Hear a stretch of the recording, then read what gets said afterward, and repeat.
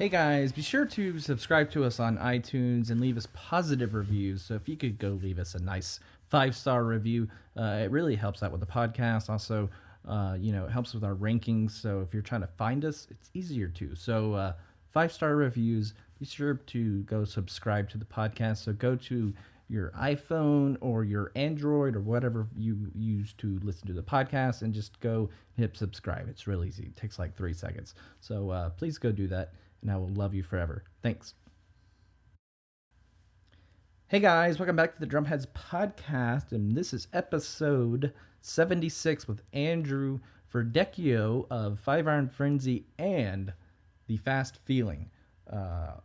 And this is also the first interview of 2017. What? I know, it's really awesome.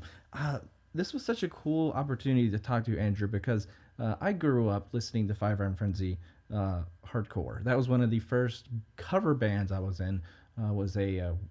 We pretended we were playing instruments. We were playing along to them playing through loudspeakers, and I was just sitting back there with like a hi-hat and a snare drum, just like just playing along. But grew up loving ska music, so all those cool ska bands back then, Christian and secular as well. But 5 Iron, just something about them. They had a sense of humor, but they also knew when to rock, and I like that. And so when they came out with their album back in 2014, sure, they had done it on Kickstarter, and it was like this reawakening of the band, and it was a more mature, I don't know, I just love that album. It's like their strongest album. And people who, like my wife, who didn't grow up knowing who 5 Iron Frenzy was at all, it was very accessible to her, and she liked it. So it just was a testament to how great that band is. So it was just an honor to have him on, because it was somebody, like I said, I grew up listening to and appreciated his drumming. So it was great to have him on, and just we had a great conversation that talked about 5 Iron's past, and some of the recording things, and just some other things. So I hope you guys enjoyed it. I know I did. So be sure to go check out The Fast Feeling. That is that's Andrew's side project with a couple members from 5 Iron. But it's got a cool 80s vibe, and it's got the saxophone player in 5 Iron. She's stepped up and started singing, so it's just a refreshing sound. So it was great to hear about that as well. So go check them out, and be sure to check out 5 Iron Frenzy. If you're not familiar with them, go back and take a listen to it. It's not, yes, they were a Christian band back in the day, but it's not like overly preachy. It's good. It's good music, and you'll really like his drumming. Just the first 2 albums, and then this newest one,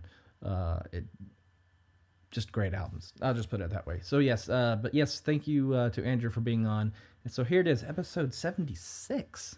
Can you believe it? 76 episodes. I can't. And 2017, we're in a new year, so new podcast and all that. So super excited. So here you go. Check it out.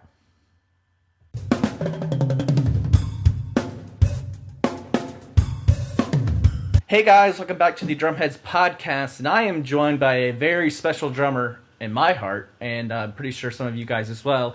It is Andrew Verdeccino from 5 Iron Frenzy and The Fast Feeling. So how are you, Andrew?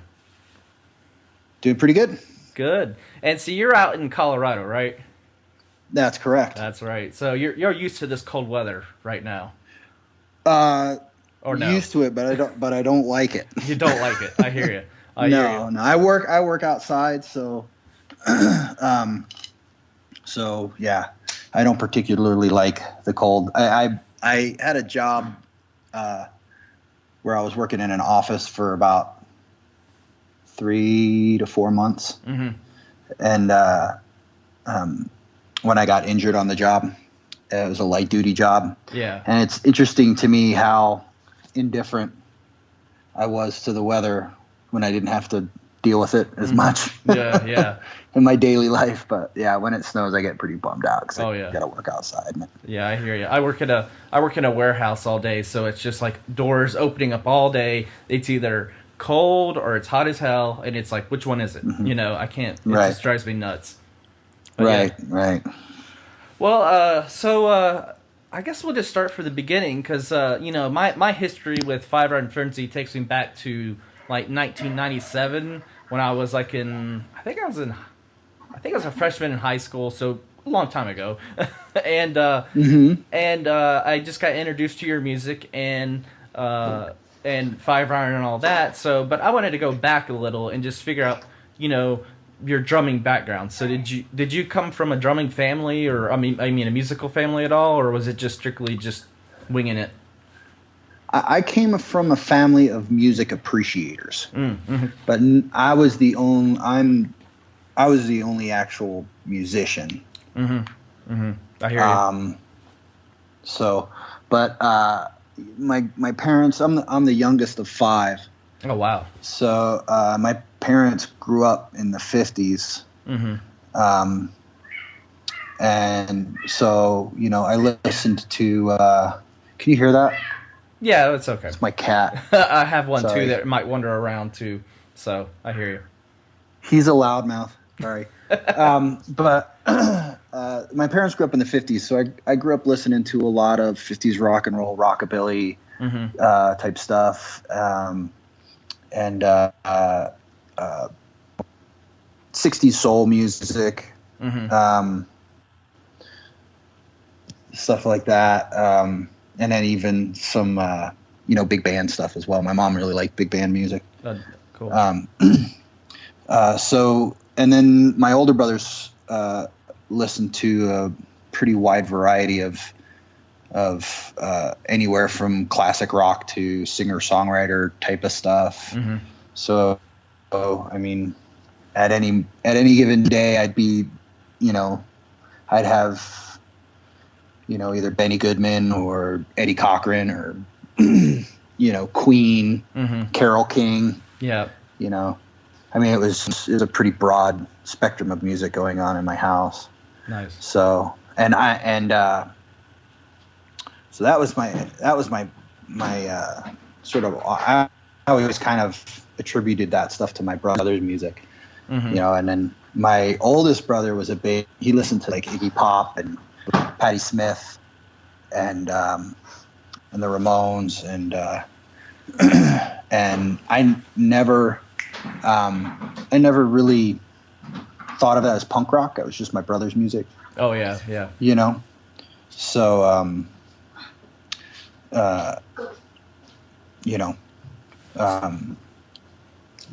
just a vibe. That was just sort of my early introduction to that type of music. And then when I got into junior high school, sort of branched out a little bit and got into like the Dead Kennedys and Black Flag, and I mean that was like that was the game changer. 85, 86, that was when things started turning around for me as far as music goes, and I started finding myself as a person and what I like musically. Who was that first drummer that really like resonated with you?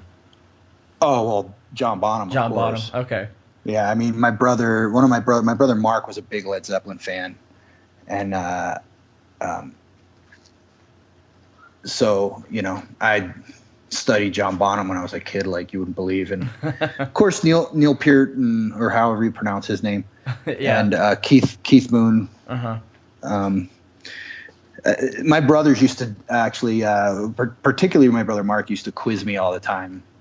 Ask me, like we'd be listening to. I grew up in Philadelphia, so it was like we listened to WYSP and WMMR, so a band would come on and he'd ask me who it was, and then he asked me, "Well, do you know who all the members of the band are? And do you know the name of the song?" And yeah. So even as a little kid, I always had to be on point with my music. Yeah, like my musical history. Yeah. Ginger Baker was another one that kind of hit me pretty early. I liked him a lot, even though he's kind of a weird guy. He's a character for sure.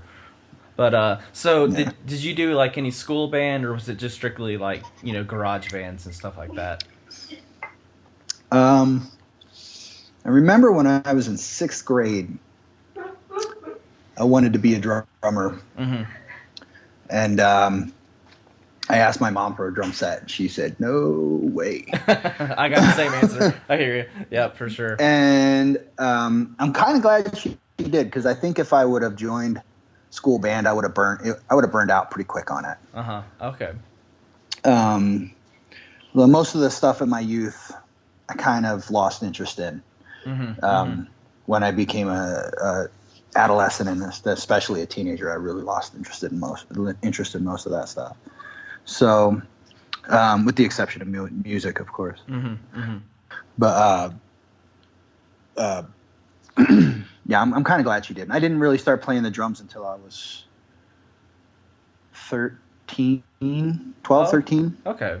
When I really started actually, practicing and playing, and that was just so my folks started taking me to this church, and it was kind of a weird place, but there was one guy there. Excuse me. There was one guy there who kind of saw that I saw something in me and knew that I liked to bang on the drums.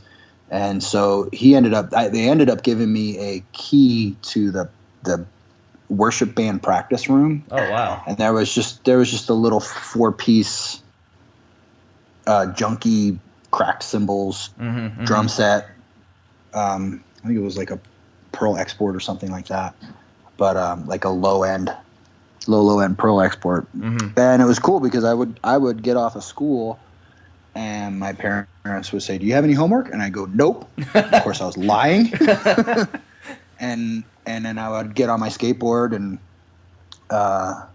skate pretty decent distance down to the church and go in there and practice for as long as I could. And then finally, my dad got me a drum set. He found it at a garage sale. He bought it for $15. Oh, wow. And I had to basically put it together with like duct tape. And yeah.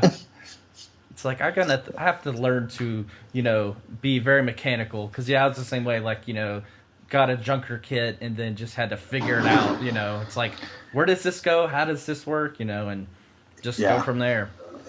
So I was really driven back then, because I was like, this is the only thing in my life that really brings me true happiness. That makes sense. Because like when I was just by this time we had moved to Colorado. Oh, okay. And so I was just some kid in a garage, banging on the drums and annoying all my neighbors. But when I put my headphones on and started to play along to Rush or Primus or whatever, like it transported me to a different place. I became, Herb, from Primus. I became Chad Smith. Like I was instantly taken away from the dull, sort of meaningless doldrums of my life, and was transported onto a stage in my mind, and and so drums were really important to me growing up. Oh yeah. Well, and I hear you, because when I get behind my kit, everything just kind of just melts away. Like for those how many minutes I get to play, it's like those are my minutes to myself, and I escape, for a minute, and I get that. Totally. So what was the first band you started playing in? Was it like a punk band or just covers? There's two answers to that question, actually. Okay. The first band I was ever in that performed on a stage was with my church. Trying to remember the name of it, but so I belonged to this church that did these things called door scenes, and it was this Pentecostal church, and they would do these sketches and like acting little funny sketches. Sometimes they were like about the end of the world or whatever. Yeah. Bizarre thing. And and then they would have bands play, and the bands would do covers and then change the lyrics of the songs. Oh, okay. Yeah, I hear you. It's like we're gonna do a George Michael song, Faith, but we're gonna change the meaning behind it. Yeah, those kind of. Exactly. Yeah. Right. That kind of thing. Yeah. So, but at this point we were doing, let's see, it was me and this guy, Roger, and his wife. And I'm trying to remember some of the songs we did. We did Turn to Stone, I think by Joe Walsh. We did a couple Pat Benatar songs. Trying to think of what else. But I mean, usually we got like, 15 minutes to play a few songs. And I was, like I said, I was like 13, and this guy, it was this guy and his wife, and they were nice enough to let me play drums. But when I finally broke away from all of that, kind of got off on my own. I was in a sort of a punk band, I guess you could call it. It was called Aphrodisiac. Oh, nice. That's a cool name. And so, we were sort of inspired by Red Hot Chili Peppers, like the early, like Mother's Milk, that album. Oh, yeah. The earlier stuff. I think Blood Sugar Sex Magic or whatever had just come out. Yeah, that's when they really broke. Yeah. Yeah. Mr. Bungle was a band that we were really into. Oh yeah. Trying to think of who else we were inspired by. We were also kind of inspired by a lot of punk stuff too. I was really the guy that was into punk in the band. Our singer too was kind of into punk as well. So, but by that time we were listening to like, Descendants and 7 Seconds. Oh, okay. 15 was another band that we listened to a lot. I don't know if any of these bands sound familiar. Yeah. I come from that generation that was still, that sought out that kind of music, especially, listening to punk rock as well. Yeah. Misfits were a big deal for us. Pre Michael Graves, of course, Glenn Danzig stuff.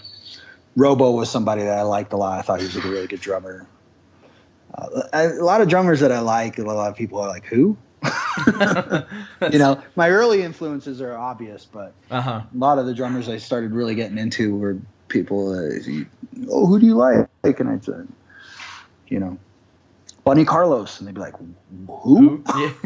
I drummer from Cheap Trick. Cheap Trick? Yeah. Who's that guy? Dude, you should listen to those tracks, man. Those are banging tracks. Oh, yeah. Well, yeah, it's funny because I get that same question too, and I'll say like Stuart Copeland's my go-to person, but then I'll rattle off some, I'll say, oh, the guy from Five Iron Frenzy, because I wouldn't even say it's the first band I was ever in. It was the first we put on a show for like some teenage kids in my church, and we faked playing to one of the tracks off of your second album. So that was like my first band, and I'm just sitting behind like a hi-hat and a snare drum, just like, I'm a band, just 12 years old. That's awesome. Just pretending I was, you guys, but, or whatever age it was. But yeah, I hear you. Then I'll name some other drummers, and they'll be like, I'm not getting it. Yeah.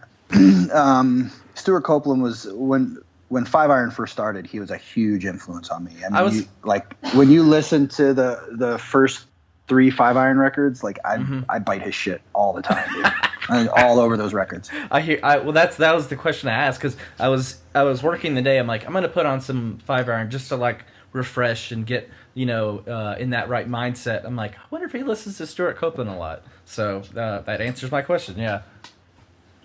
I still do. I still listen to the Police quite a bit, but not nearly as much as I did those early years. I mean, I was constantly listening to the Police. Oh yeah. When I found out Stuart Copeland, I'm like, game changer.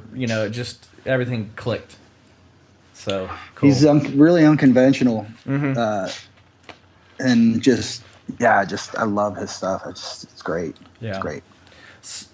So going from I guess junior high into high school, was it still just kind of like punk bands you were working with, or is that when when you started, were you starting to hang around the guys from Five Iron at that point? I didn't meet the guys in Five Iron until I think I was 20 years old. Oh, okay. So it wasn't till much later. Mm-hmm. I had gone off and done some weird, I sort of sowed my royal oats or whatever you want to call it. Mm-hmm. I hear you. I got pretty into psychedelic drugs and stuff like that when I was in my late teens, mm-hmm. early 20s. And then, and then kind of cleaned up. And that's about when I ran into the Five Iron guys and we started playing together. Oh, okay. So I kind of, it's weird. So like, I kind of found religion and then lost religion and then found it and then lost it again. I hear you, brother. That's a bad way to put it, but that's, in very basic terms, that's kind of the way things went. And by the time I met the guys at Five Iron, I had just kind of found religious enthusiasm mm-hmm. again, and so I wanted to be a part of some religious music. Mm-hmm. And so, and I mean, I'm still very proud of the work that we did. Mm-hmm. I mean, not have share the same beliefs as some of the other guys in the band, but I think that Five Iron still has a message of hope and unity and all that kind of stuff. So, well, and it's funny, growing up, some people were like, well, they talk about some taboo topics in their music, with Five Iron. You guys talked about some, Native American rights and, races and mm-hmm. stuff like that. And you weren't supposed to talk about that stuff, God forbid, yeah. Christians talked in a Christian manner. We can't have that. Mm-hmm. But right. But I hear you. I grew up, in a very conservative household, and I've slowly, pretty much just left that behind. And mm-hmm. I'm very progressive liberal. Yeah. I'm like, I still, I hang on to my religion very, it's, I don't know, it's hard to explain, but I hear you. It's got its place in my life, and I don't let it consume me like it used to, I guess you could say. You got to hang on loosely. Mm-hmm. Don't let go. Mm-hmm. Because if you cling too tightly, you're going to lose control. Oh yeah, I hear you. No. That's really corny song lyrics. No, that's fine. When I was reading about you, I think it was a couple of years ago back, and I was reading. It was on Wikipedia, so I don't know how reputable it was, but it had mentioned that you kind of left the Christian religion kind of in your mm-hmm. own certain way, but I get that, and especially the way I grew up, it makes sense to me why I had to leave it as well. Yeah, I don't really have an axe to grind. I mean I'm kind of live and let live. Mm-hmm. Whatever. Mm-hmm. I don't really like to talk, debate about it. I think it's kind of a pointless thing to do. Yeah, for sure. I've gotten to some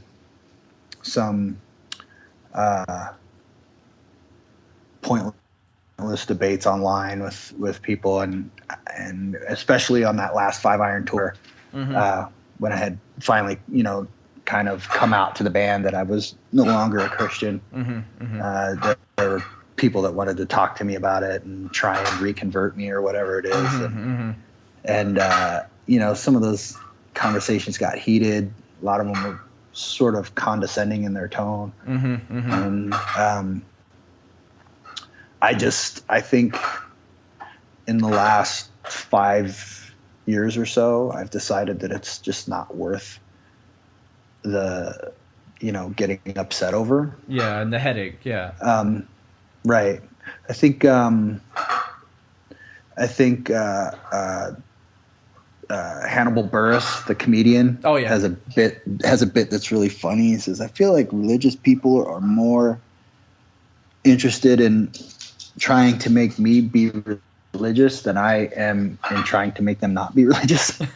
yeah. I'm just kind of like, whatever, dude. I don't even care. Like, I really don't care what, as long as you're a nice person or nice to me. Mm-hmm. And it's funny because even as the words are leaving my mouth, I know exactly what the comments are going to be. Yeah. You know what I mean? Yeah. And it's fine. It's fine. I'm Yeah. fine with it. I've come to grips with it now. I sort of wrestled with it for a long time, and I'm just like, it's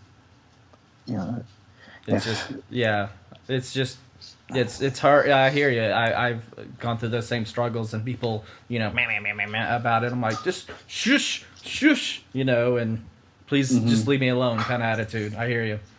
But I guess to move on to can I buy a beer and we can talk about football or something? Yeah. Can we talk about Stuart Copeland for more? Yeah. But so how did coming about? How did meeting the guys in Five Iron come about? Just was it organically, or was it kind of a forced kind of thing? Sometimes I know sometimes people get in bands they're kind of forced into, and they're like, I really didn't want to join, but they kind of made me. No, not at all. I wasn't like that at all. So I went to a prayer chain concert Mm-hmm. At a club called the Ozatlan Mm-hmm. in Denver that we used to play quite a bit, actually. But I went to this show, and there was like maybe 20 people there. And one of them was this dude named Mark Denny. Mm-hmm. We used to call him Feisch. Mm-hmm. And he was wearing a Crucified shirt. Oh yeah. And I went, and I knew the Crucified, and so I went up and started talking to him. And I don't know how it came up that I was a drummer. And he's like, "Oh, well, my friends are in a band called Exhumator, and they're looking for a drummer. You should come down and like audition or whatever." I was like, "All right, cool." Mm-hmm. And I think I talked to Scott on the phone. And wow, I'm digging deep memories now. I think I talked to Scott on the phone, and we set up a time for me to come down and practice. And they really, it was tough because they were like do you remember that band Circle of Dust? Mm-hmm. Yeah. So they were kind of like that. They were like a metal-y kind of industrial sort of, conglomeration. Mm-hmm. And so there were tracks, and I'd never played along to tracks before. Oh wow! And it was very difficult. You don't realize how hard it is. Oh yeah. And there were. We didn't know how to do it either. There were breaks in the song, and so all I had were the tracks coming out of the drum wedge. Mm-hmm. So I didn't have any sort of click or metronome or anything to fall back on. And so it was a little dodgy. We only did a couple shows, and then we decided to start Five Iron. And the Five Iron was originally only going to be like a 4-piece punk band. Really? Yeah. We were all listening to like MXPX and NoFX and Propagandhi and stuff like that. Mm-hmm. And Skank and Pickle was another big band that we listened to a lot. But Skank and Pickle. It's funny because I'm still friends with Mike Park. I talk to him occasionally. But it's weird to say that I can legitimately say he's a friend of mine. And when I was 20 years old, he was like saxophone player in one of my favorite bands. Yeah. So, but and then we started doing a couple ska songs because we were listening to some ska stuff too. Mm-hmm. And then we started getting into bands like Less Than Jake. We got that Misfits of Ska compilation that Mike Park had put out. Oh yeah. Back in like 95 or so, 94. And had like MU330 and Less Than Jake. The Blue Meanies were on there. Big Fun was another band that was on there. Trying to think of some of the other bands. Anyway, the Rudiments, Mephistopheles was on there. Mm-hmm. Anyway, so we started playing some ska songs, and we're like, man, we should get some horn players. And we ended up, I think Leonor was the first, and then Brad, and then Dennis came along and kind of pulled the horn section into one nice tight unit. Mm-hmm, mm-hmm. And then, and then we started. That's kind of how Five Iron was formed. And how long after you guys formed did it kind of like take off? Was it pretty quick? Yeah, I mean, I think faster than most bands. Mm-hmm. Mm-hmm. Because we were right at the right at the front of that ska wave. Mm-hmm. Yeah. So No Doubt had just released Tragic Kingdom, mm-hmm. Mm-hmm. and we were playing shows around Denver, with opening for like the Cherry Poppin' Daddies, mm-hmm. and opening for the Pie Tasters. Mm-hmm. Playing shows with us and Jake, MB330. Any Mighty Bosstones or anything like that? No, we never played with the Mighty Bosstones. It's not that we didn't want to. It's just that the opportunity never presented itself. We would have jumped on that as quick as possible, of course. We played. We played a show with a band called Petrol Apathy, at the Ozatlan, and the opener that night was Alkaline Trio.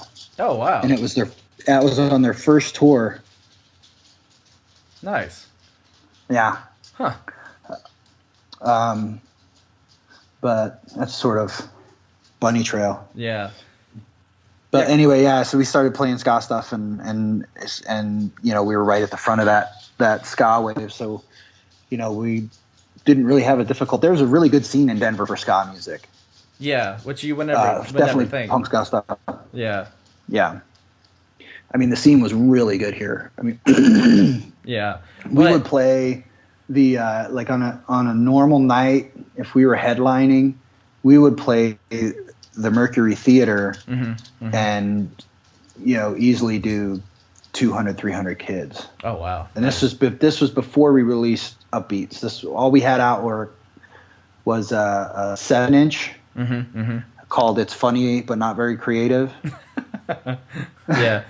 And then a couple T-shirts, stickers. Mm-hmm.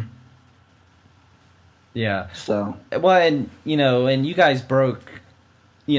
Speaking of, there was a ska wave, and I guess you could say the secular world, but also in the Christian world, there was a ska wave that was also happening as well. Because between you and Supertones and the Insiders and, I'm probably blanking on the W's, there was a bunch of Christian ska bands that popped up as well. Yeah, we all sort of popped up at the same time. Yeah. Yeah. And then obviously we all started touring together. Yeah,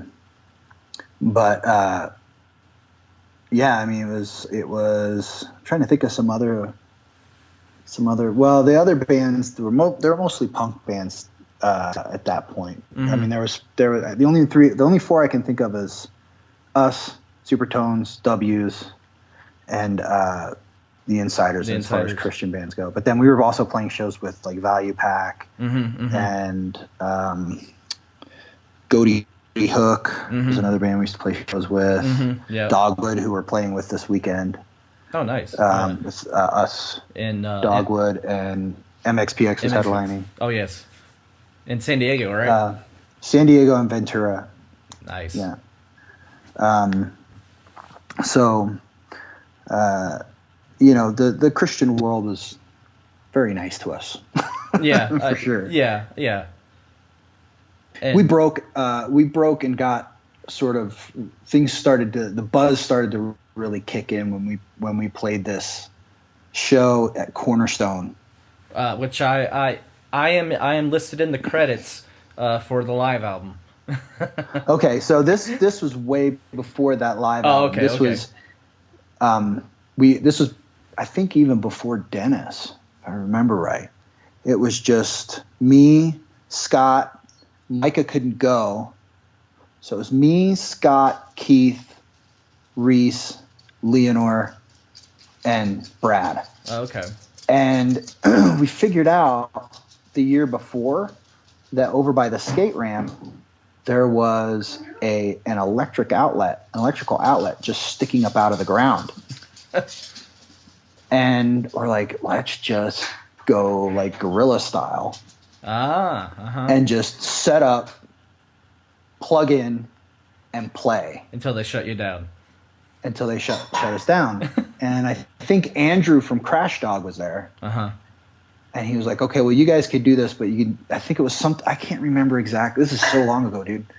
It was something like, well, you guys can do this, but you have to let some other bands use your gear. And we're like, fine. You know? Yeah. So there was this little impromptu stage that set up, and I think like a few bands played. And then, but that show was like, that's what got the buzz starting in the Christian market. Nice. For us. Yeah. And but that was way before, you know, anything. That was really early 5-iron stages there. So you guys, you know, got picked up pretty quick too, as well. Album, or you know, record album, I guess you could say, or record deal. There's the word. Yeah. Let's see. There was a few record labels that we talked to that that either didn't work out or turned us down.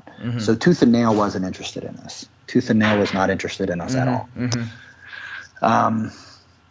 You know, we had talked to Brandon a few times, and he just, you know, he didn't see it as a viable option. And, you know, it's cool, whatever. Yeah. But and then we talked to, God, I'm trying to remember. I think oh man, there was one record company that I think they released like 2 records and they fell apart, and I can't remember the name of the record company. But then eventually we ended up talking to Frank Tate from 5 Minute Walk, and what had happened was the guy that recorded the bulk of the 5-iron catalog, Masaki, he was in a band called Dime Store Prophets.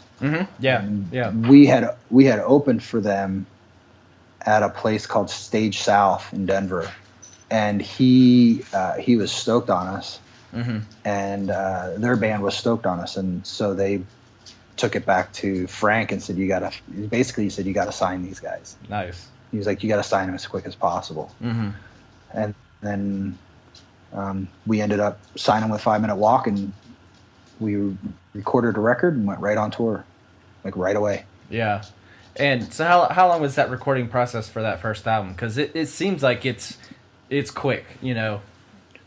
You were in and out kind of process. I think I tracked the drums for that in like 2 days. Wow. 2 or 3 days. It was a low budget record. We had to get it done, you know. Yeah. So there wasn't a lot of time for multiple takes and stuff like that. Yeah. But that was a crash course, man. That was, you know, I had done a little bit of studio work before that, but nothing like that. I mean, that was like, it's intense. You know, yeah.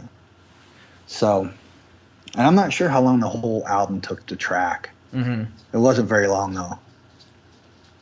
So you're touring. So what was probably your favorite part of touring? Just playing the shows, or traveling, or combination of both?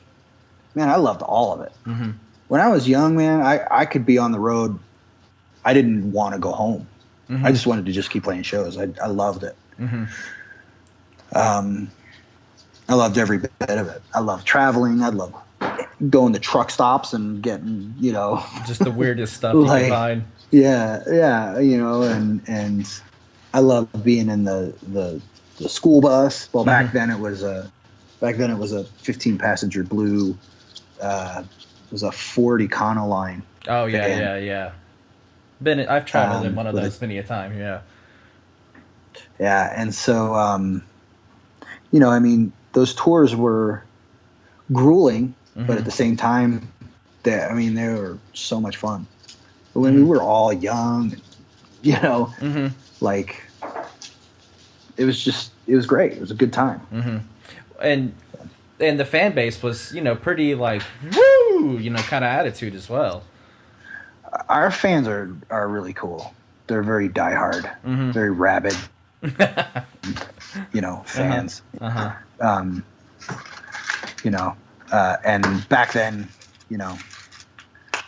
the shows were just always. I don't ever remember there being very many shows back then that, even if like not a lot of people showed up, that were a bummer. Yeah, know what I mean? Yeah.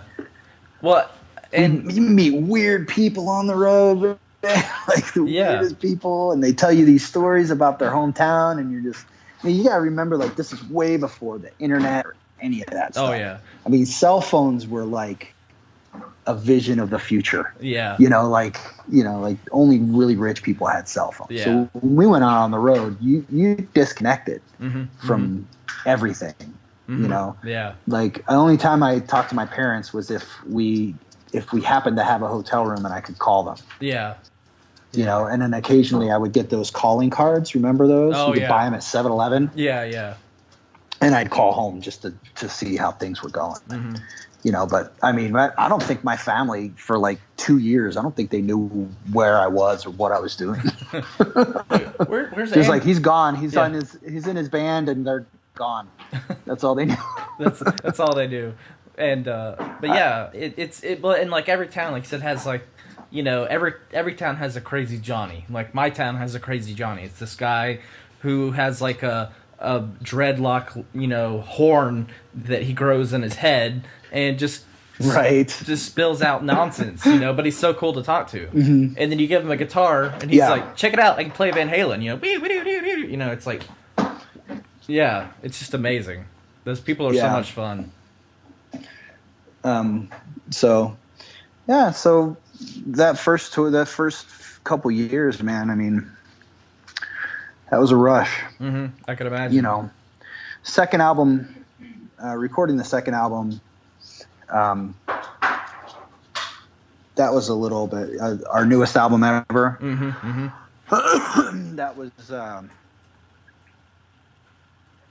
It was still fun, but we had gotten the sense that, okay, we need to be professional now and write songs and the not stakes put are just a little any higher. old crap on the record. Yeah.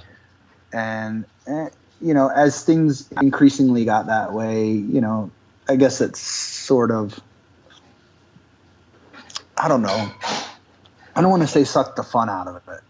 Yeah, I know what it's, it takes away a little. Every, album you record, sometimes just a little, you get a little more stiff about something about, you're playing, or, hey, should we add this little funny inside joke in the album? It's like, no, or, it's those little things. Well, and just personally, you become more particular about what about your performance, I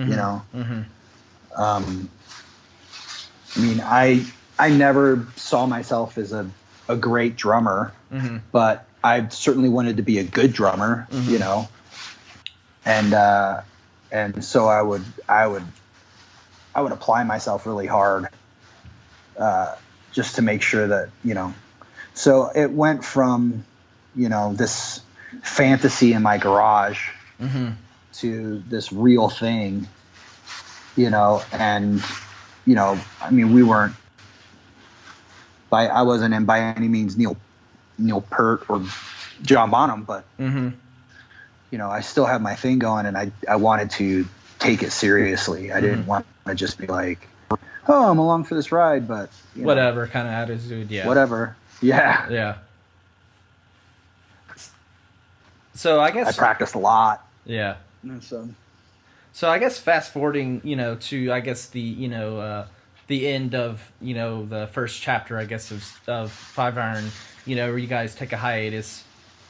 What were your thoughts, I guess I need to find a 9-to-5 job, and...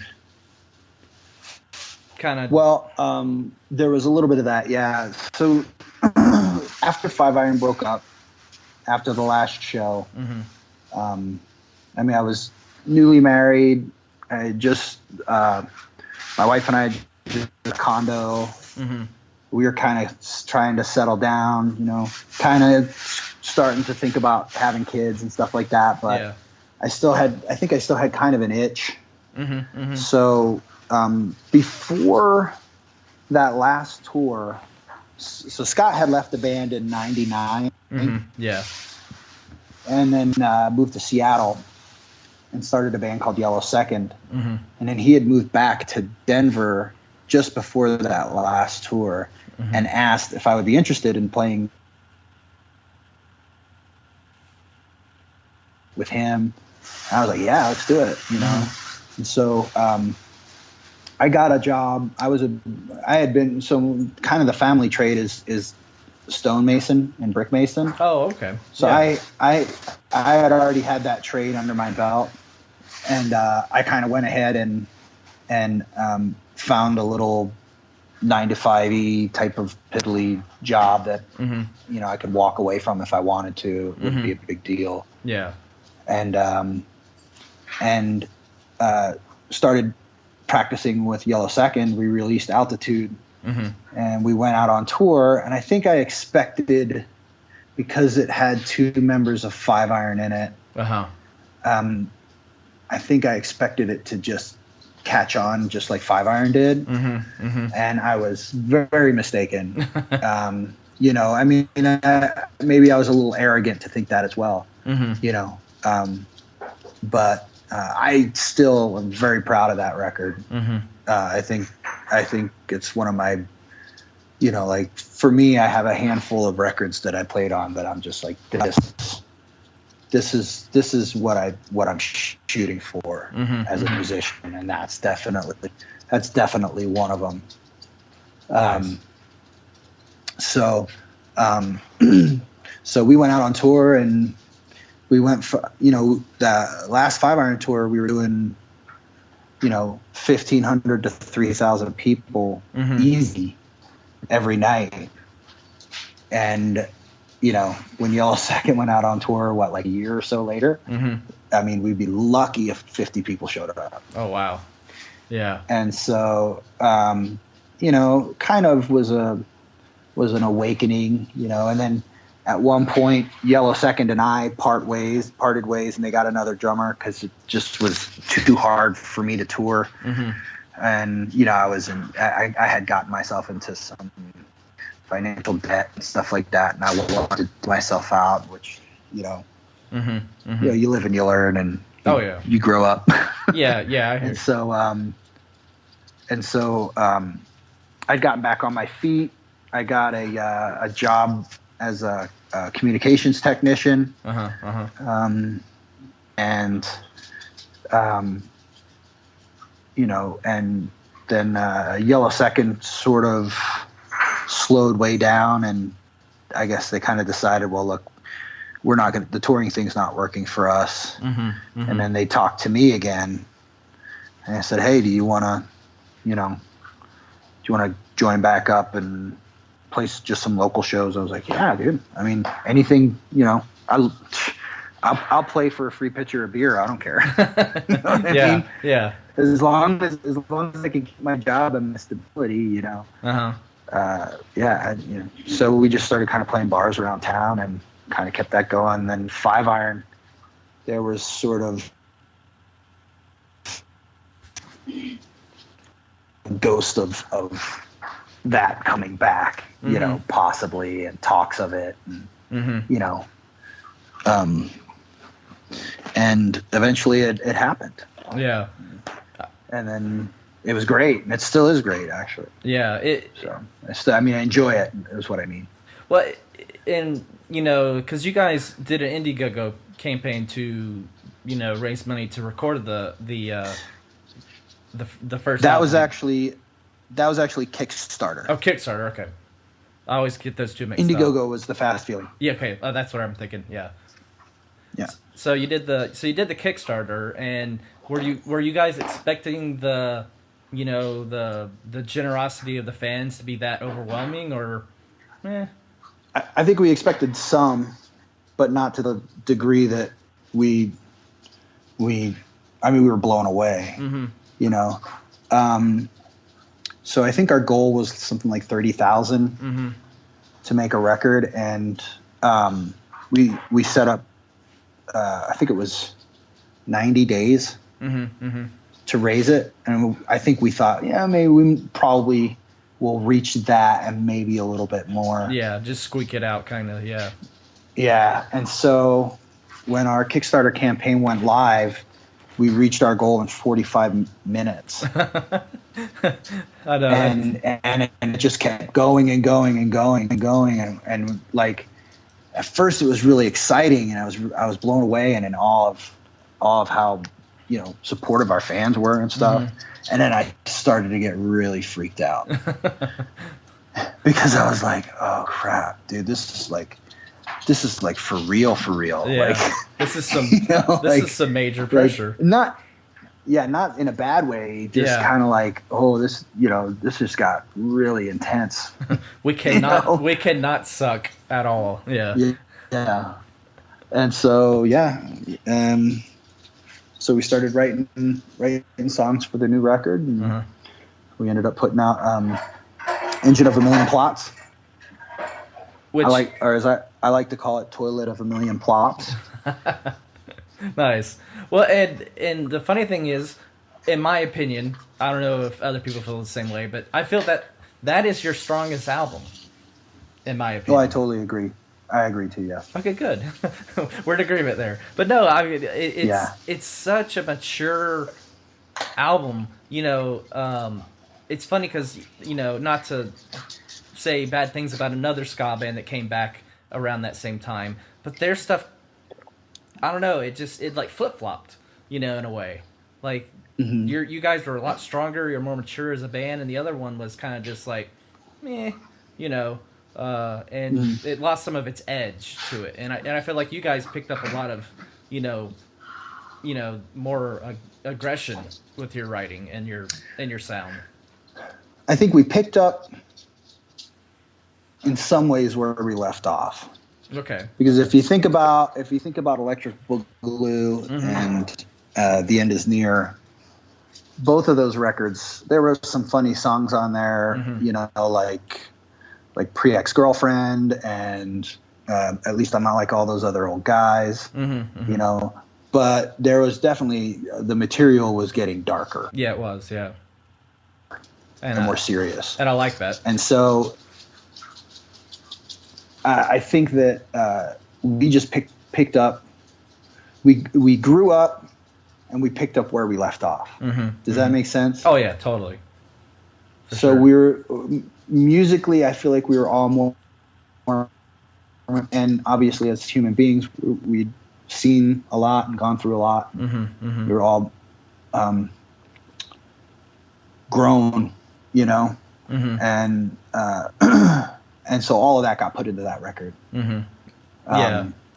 We recorded that record in New York, and I think I had a few panic attacks actually working on that record. Just because it was an intense process. I mean, because I was, like you said, there's so much pressure, and I really didn't want to suck. Yeah. I mean, I had rehearsed all of those songs like front to back countless times. Yeah, so many times. So well, and it's funny because it's a testament to you guys' songwriting ability. Like I remember showing my wife, and she's like, I really like this. Who is this? And I said, it's Five Iron Frenzy. And she didn't grow up in that scene, so she had no idea. And I said, well, hang on, let me show you some of their older stuff. And she's like, is that the same band? I'm like, it is, And I said, just a more mature version of it. And she's like, I like this newer version better. So yeah, it's the same band, just 20 years older. Yeah, 20 years older, but and wiser. Yeah. Jeremy, the guy that recorded the record, he's got to get his props on it because he got great takes out of me. I mean, he just knew how to motivate me and to to get good tracks. Mm-hmm. They had some punch to it. Yeah. They had more of like a Bottom-esque kind of, sound to it, where, the other ones had more of a Stuart Copeland higher pitch, where your drums just sang on that album. It's, if you listen to the 5-iron, if you listen, like as a drummer, if you listen to the drums on each record progressively, mm-hmm. you could tell that my influences have like shifted from, guys like Stuart Copeland and Keith Moon and stuff, like just really busy drummers, to guys that are just like pocket players, mm-hmm. Mm-hmm. Mm-hmm. And so, I like big, powerful drums, a nice big pocket, mm-hmm. Mm-hmm. and not a lot of flash. Yeah. Pick your spot. Think of a cool fill to put in that spot, mm-hmm. Mm-hmm. but don't overdo it. Yeah. Well, because the point is not for you to masturbate all over the track. Exactly. What I mean? Yeah. The point is for you to play to the song and make the song as best as it can be, the best it can be. Mm-hmm. Mm-hmm. And I didn't have the discipline to do that when I was younger. I wanted to, be amazing drum. Look at that fill, crazy, Yeah, yeah. And the more I grew into myself as a drummer, I realized that's just ego. Yeah. That's not a good drummer. Yeah. I mean, that's impressive drumming, mm-hmm. but to me, it's not good drumming. Yeah. I think it's Steve Gadd has this saying. It's like, thrills, gets the cheers, but, groove pays the bills, kind of attitude. Right. Yeah, exactly. I might be butchering that quote, but it's something along those lines. But speaking of drums, what drums, what kind of drums do you like? What's your preferred brand? I don't really have a preferred brand. Mm-hmm. I just like what sounds good. Mm-hmm, mm-hmm. Right now I'm playing a DW all maple mm-hmm. kit. It's 24, 13, mm-hmm. 16, and my snare is a 7x14 inch snare, mm-hmm. and then I have an auxiliary tom mm-hmm. that is a 18-inch Canon. Oh yeah, it's an old 74 Ludwig. Oh nice. That I picked up, and it's an 18-inch, and it's just a monster drum.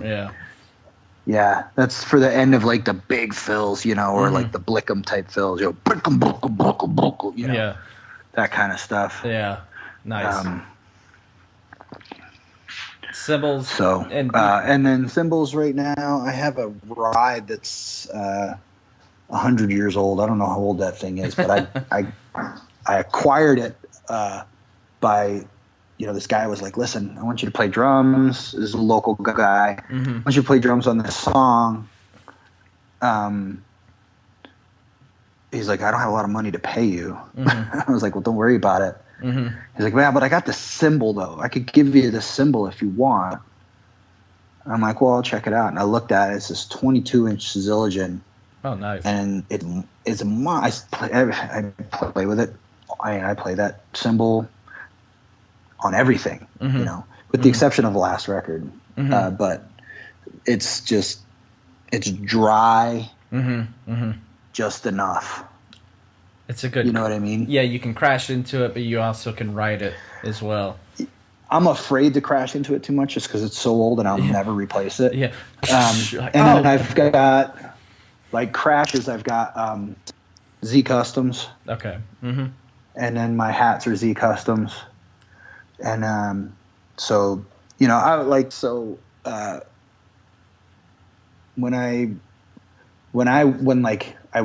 can I put this? When drums were like my religion, mm-hmm. you know what I mean? Mm-hmm. When I was like 18 and 19, my favorite drummer was Chuck Biscuits. Mm-hmm. The first 3 Danzig records are, mm-hmm. I don't care if you like Danzig or not. Mm-hmm. If you can get past it, A lot of people don't like his voice or him as a person, but if you can get past that and just listen to the drums on those 3 records, forget it, dude. Like, they are the awesomest drum tracks. And so I wanted to be him, so I started playing big drums, big rock drums, and big meaty cymbals, and I think his thing was he had an Earth Ride. Remember those? Oh yeah, they were like the whole thing was just a giant bell. Yeah. And it looked like someone just took a dump all over it, kind of look to it as well, right? Yeah. But I was kind of going for that sound. So now my crashes and my hi-hats, I tape them on the bottom side. Yeah. So I still get a nice big sound, but they don't bleed into the vocal mics as much. Yeah. And they're fast enough that they don't sort of take over the room. Yeah, the decay is real quick. Yeah. Yuri from MXPX is the one that got me into doing that. Oh yeah. I remember seeing that a long time ago and like, what is he doing? And then now it makes sense. Yeah. And from a engineer's perspective, like if you're front of house engineer, you don't want cymbals bleeding all onto the horn mics and taking over the whole stage. Yeah. And I just got to the point where I was like, no, you know what? I just want it to sound good in the house. It's not about my ego. It's about how good can it sound in the house. And if that's going to make it sound better, then, by all means, tape up them cymbals a little bit. Yeah. But that's, and it's a lot of drummers can't, relinquish that kind of like, self-centeredness to like say, yeah, tape them up. Most people are like, don't touch it, kind of attitude. Here's the thing with drums and really any instrument, when you think about it, each instrument has an attitude towards it. And if you're a musician,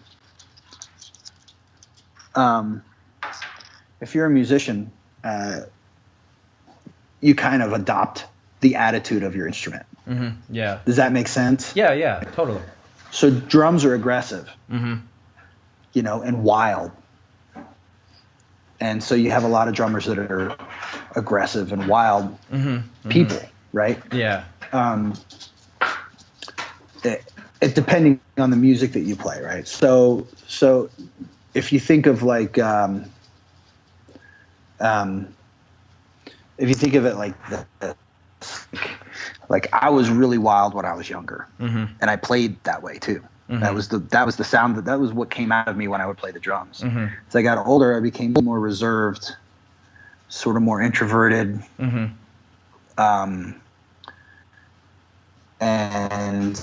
it reflected in my drum and the guys that I like to listen to. I went from Stuart Copeland being my hero at the beginning of 5-Iron to now I like guys like I said, Bunny Carlos. I love Brad Wilk. Oh yeah.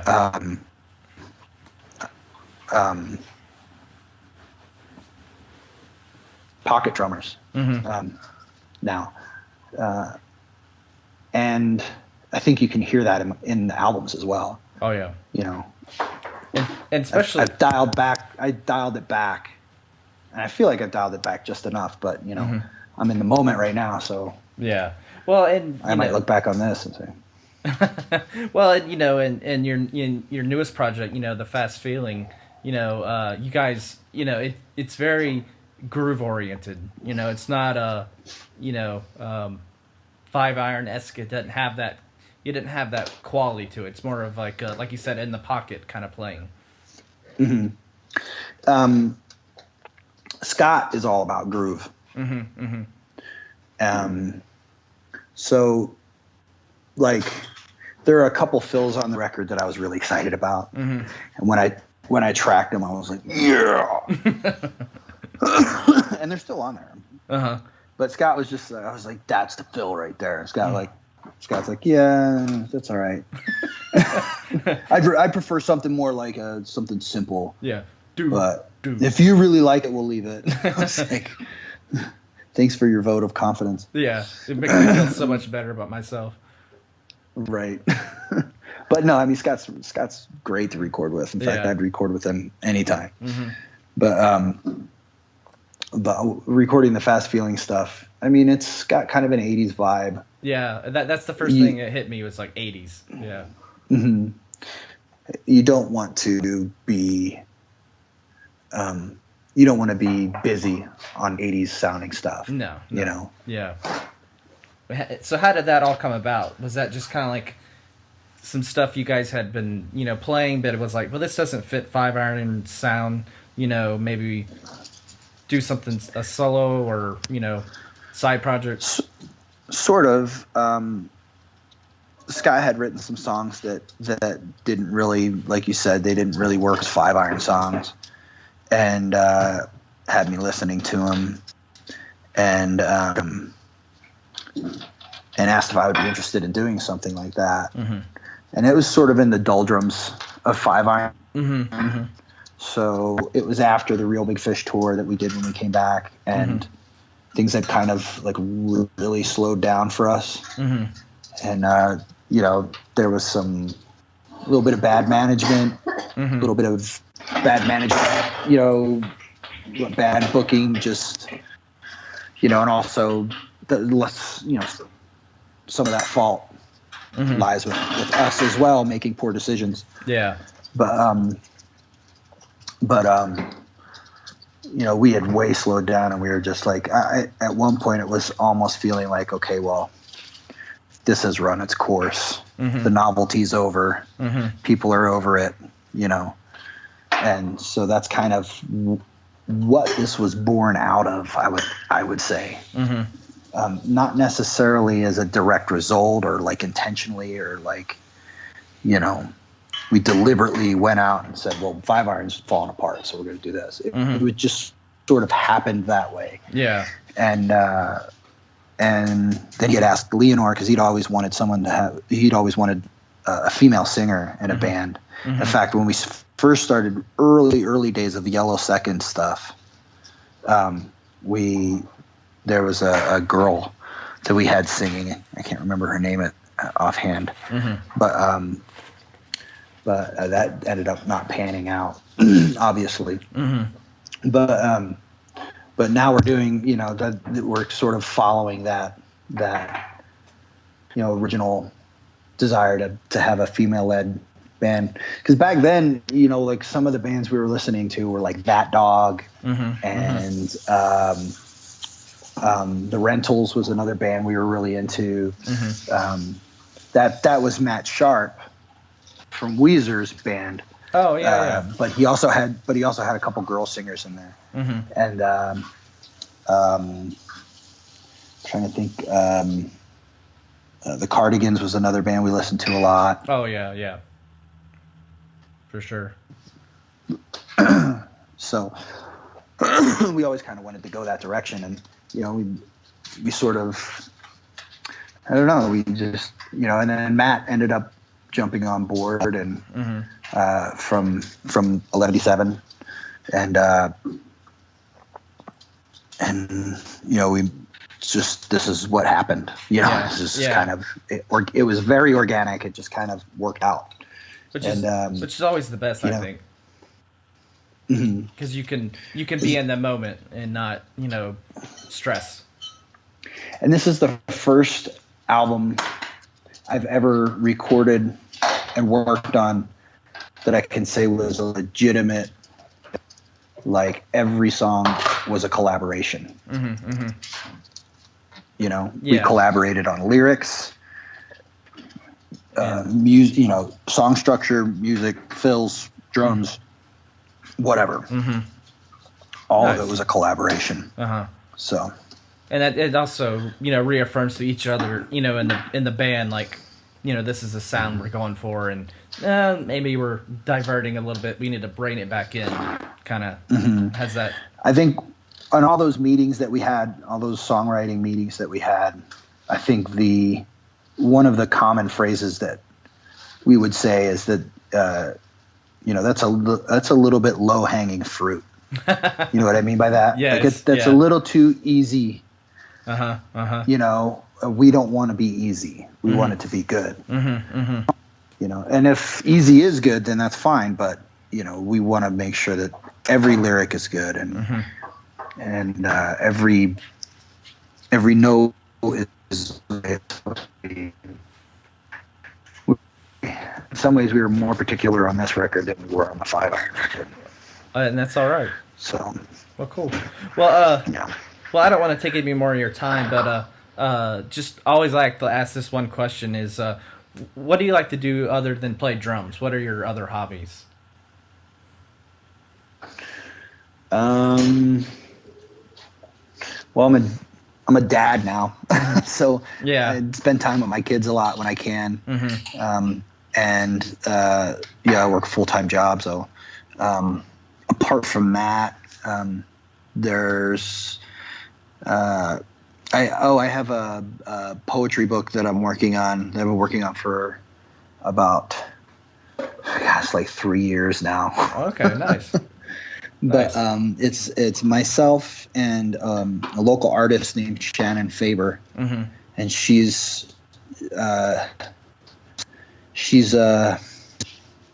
sort of roped me into this thing, and mostly because she saw talent where I did not, and she's amazing. She's an amazing artist. Nice. She does all ink and tea.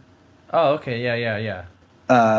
Paintings, and she just like this was another thing that just sort of happened organically. I think one of her kids went to preschool with one of my kids, and my wife's always the one that makes friends because I guess I'm off-putting. I hear you. In person. I get the. It's not intentional. I get the. You're kind of an asshole sometimes. I'm like, yes, you know. It's not intentional, you know. I try to be nice, but I just am awkward. If I'm not, especially if I'm not in my element, and so.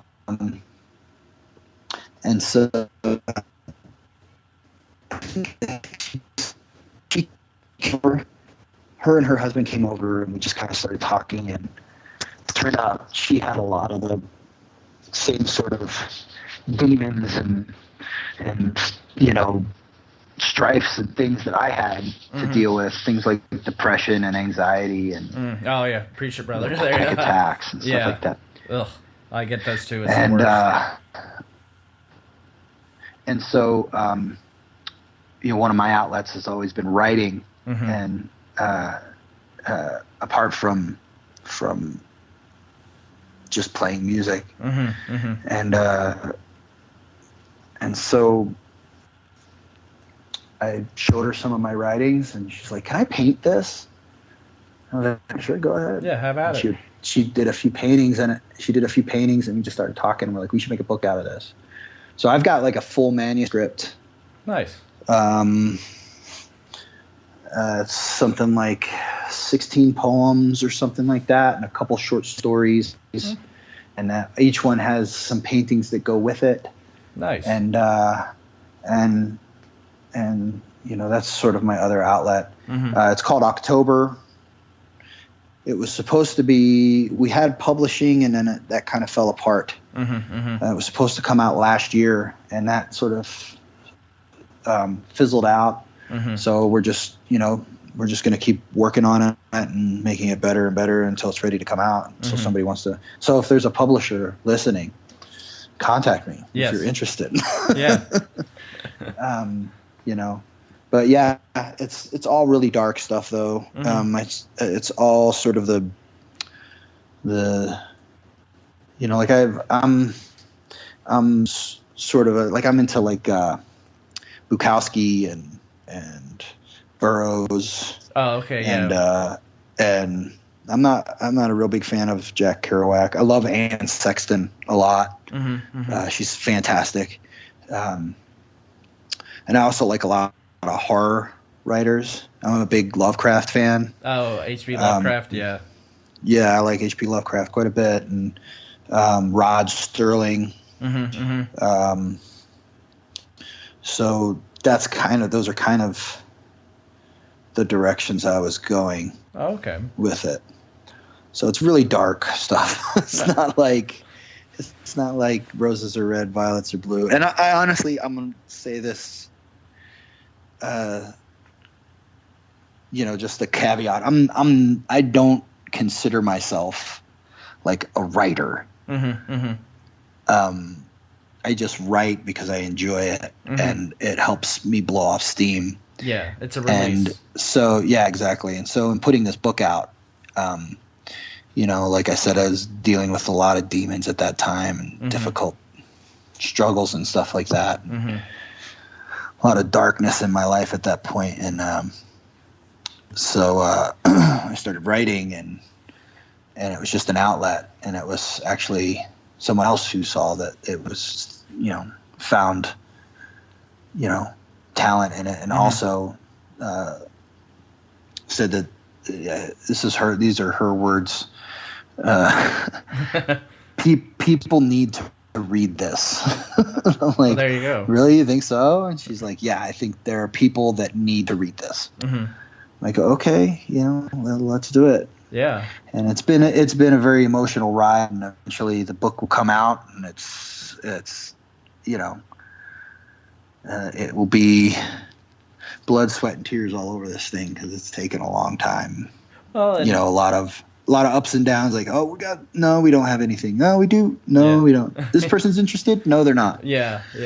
So I hear you. I mean, I suffer from depression and anxiety as well. So I totally get, finding that thing that you can concentrate your anxieties or emotions into. And to me, it's the podcast, because I also had a work related injury where I couldn't play for a while. So I wanted to be connected to drumming. So I just well, why don't I just talk to drummers? So I hear you, and yeah. Yeah, pain pills can put you in a weird place, man. Yeah, for sure, for sure.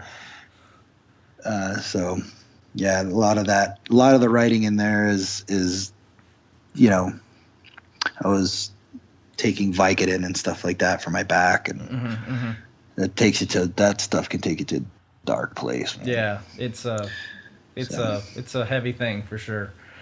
Well, yeah, but I always like to ask that question because I get two answers. It's like no, all I care about is drums and drumming, or it's I just I have this other thing I like to do. Like, I'm a movie guy, so I love movies and all that stuff. But it's just always just curious more than anything. Yeah, I like horror movies too. I'm really into horror movies.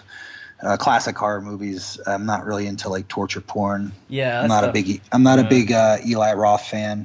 Ugh, yeah. But I'm more a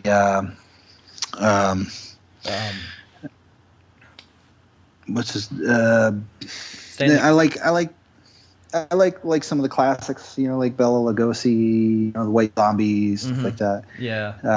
I like John Carpenter quite a bit. I like all the Halloween movies. I just don't like graphic gore, graphic imagery just for the sake of it. So, one of my favorite movies is that's out right now. Well, it's not out in the theaters, but it's a newer movie, independent movie called It Follows. Have you seen that? I've heard of it. I've been meaning to check it out for sure. It is fantastic. I mean, it's so well done.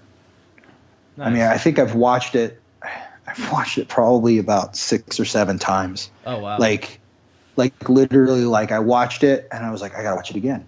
I watched it again. That's the type of stuff I like. I like cerebral, more thriller-oriented type of horror, Yeah. Gore is okay, but it has to be well placed. Yeah, it just can't be random. I think Poe was the master at that. Just enough gore to satisfy your darker side, but also story, character development. Yeah. So. Well, cool. Well, I again I appreciate you being on. So where can people follow you and get the latest album and all that stuff?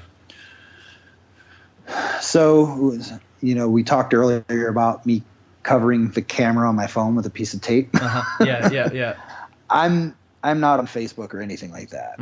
Just have a real distaste for that stuff. I hear it. And I don't have a YouTube station, but I do I handle the Instagram account for Five Iron. So if someone wants to hit me up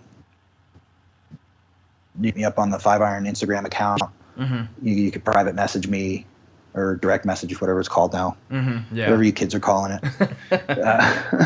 And I'm usually, I'm pretty good about responding, unless you're being a jerk. Then I hate you. Then I'll just block you. Yeah. Yeah. But yeah, I mean, that's probably the best way to get a hold of me. Cool.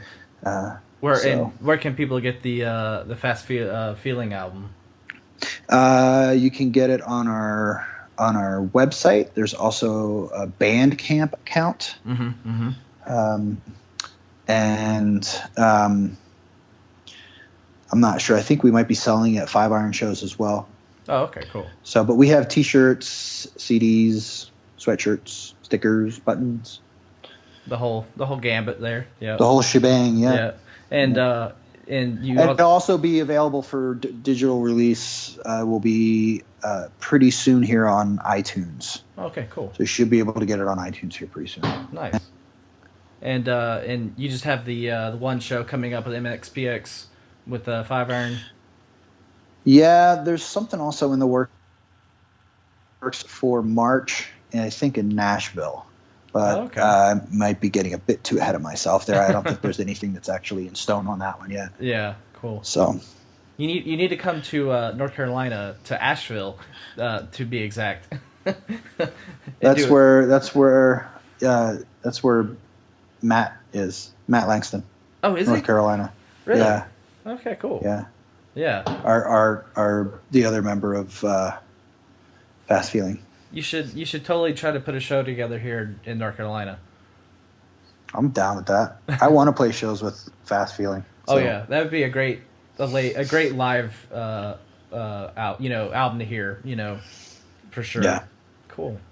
All right, man. Cool. Well, I'm gonna go ahead and hit stop on the recording. But yeah, again, thank you for being on. It was such an honor to have you on and talk to somebody who, influenced me as a drummer. So I appreciate it. You're very welcome. Thank you. All right. Well, we'll see you guys. So let me hit stop.